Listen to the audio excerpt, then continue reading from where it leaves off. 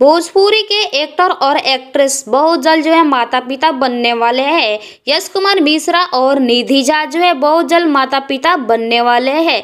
शादी के 1.5 साल बाद भोजपुरी एक्ट्रेस निधि झा मां बनने वाली है। उन्होंने जो है सोशल मीडिया के पोस्ट के जरिए प्रेगनेंसी का अनाउंसमेंट किया है कि मैं बहुत जल्द जो है मां बनने वाली हूँ और हमारे घर एक बहुत अच्छा नन्हा मुन्ना जो है मेहमान आने वाला है।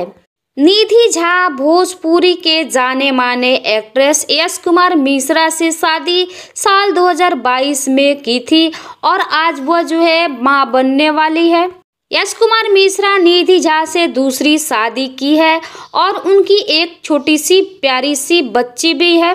यश कुमार मिश्रा अब जो है दोबारा पिता बनने वाले हैं, तो देखना यह है कि लड़का होगा या लड़की। तो चलिए फिर मिलते हैं अगले इंटरेस्टिंग वीडियो में। तब तक के लिए हमारे चैनल से जुड़े रहें। Thank you for watching my video.